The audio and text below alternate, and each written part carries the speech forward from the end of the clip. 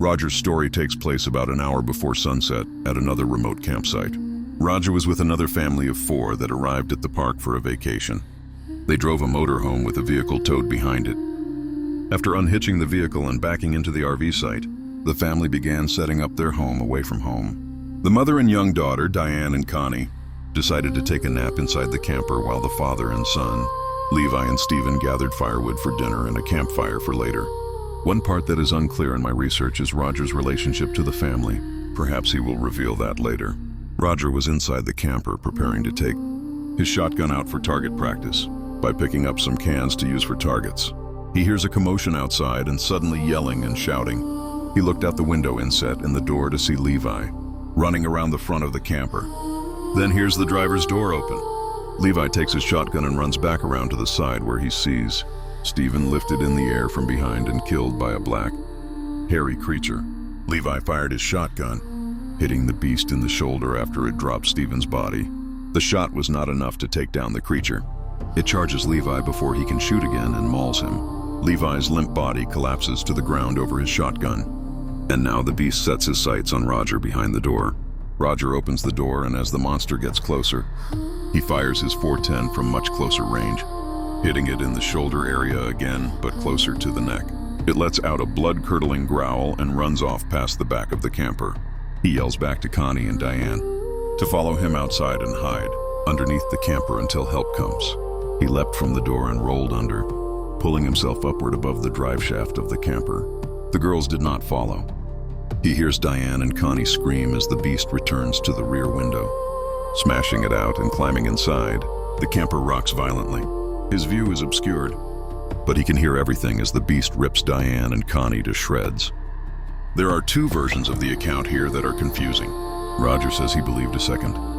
Beast came to the back of the camper and attacked Diane and Connie, but the investigator I researched who broke down this account believes the beast to be a solitary hunter, much like a werewolf is supposed to be, and that the same wounded beast came back to finish off what he started. Roger is frozen with fear, still hiding beneath the RV when the attack ends. He can no longer hear anything other than his own pounding heartbeat in his ears, but remains still and silent, straining to hear even the slightest sound.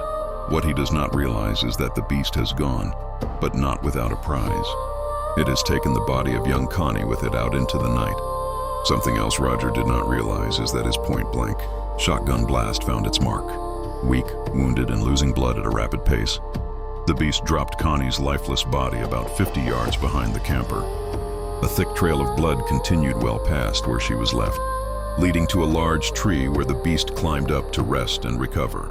Roger, feeling like the danger had finally passed, eased himself back to the ground and looked out in every direction to see if the beast remained nearby. Out to the side where the cold fire pit lay empty is Stephen's contorted body, the first to fall to the monster. At the front, Levi's twisted body lay in a heap, his head and arms bent in an unnatural pose. He scrambled out and made a run for it.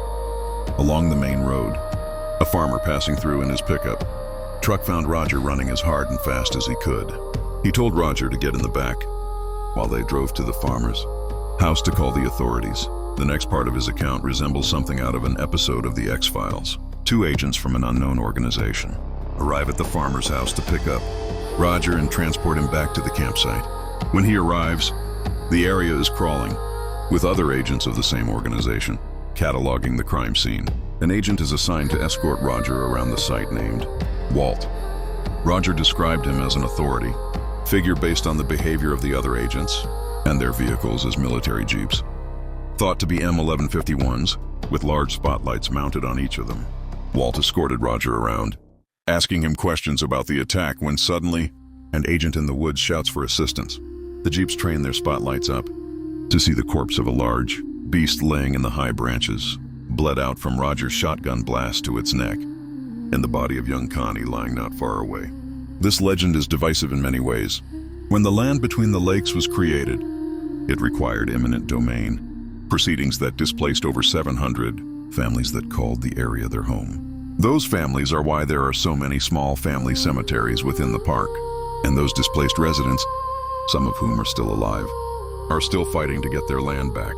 Some of those same residents find the legend of the beast offensive to their ancestral home and disregard it as nonsense. So where do they believe the legend originated? LBL has been the home of many moonshine stills since the beginning of settlements there. Some believe the old moonshiners made up the story to scare people out of exploring the woods and accidentally finding their still. Even so, LBL has been the home of one confirmed bizarre incident, the Vampire Hotel. A man claiming to be a 500-year-old vampire named Visago invited several of his sharp-fanged followers to a structure in LBL, declaring to be the leader of this vampire clan. He would have blood parties within the park where his friends fed off one another. Not long after, he was arrested for the murder of one of those friends' parents. Aside from that strange tale, I could not find any official reports of missing persons or murders within the park. Many believers in the LBL beast claim a suspicious cover-up has buried the stories, and that these dogmen and werewolves are known to certain government agencies. In fact, even finding these few stories was difficult, as it appears most of the tales surrounding the legend are only passed by word of mouth. In a few of the versions I could find, the werewolf is described more as a Bigfoot type, creature over 11 feet tall, but no less murderous than its lupine cousin. All of them describe the creature with glowing red eyes and extremely aggressive behavior. There is also a local warning that if you pass through the park at night and come upon a group of white-tailed deer, they are cautioning you to turn back because the red-eyed demon is near. I've driven through land between the lakes and found it to be mesmerizingly beautiful. The untouched wilderness it offers is like a flame that I can't help but be drawn to like a moth.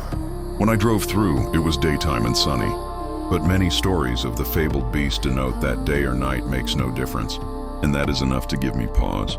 I've spent many days and nights alone in the woods, but I am not certain I'd make a solo trip through the LBL. It appears that the creature is still active, still stalking and still hunting. Thank you for listening to today's Tennessee Ghosts and Legends podcast episode. I'm your host, Lyle Russell, and remember, the dead may seem scary, but it's the living you should be wary of. Until next time. I post these stories as told by the people who have experienced these encounters. Please like, subscribe, and share. Hit that notification button so you don't miss new content. If you have a story to tell, please contact me by email. I will put your story out in a video.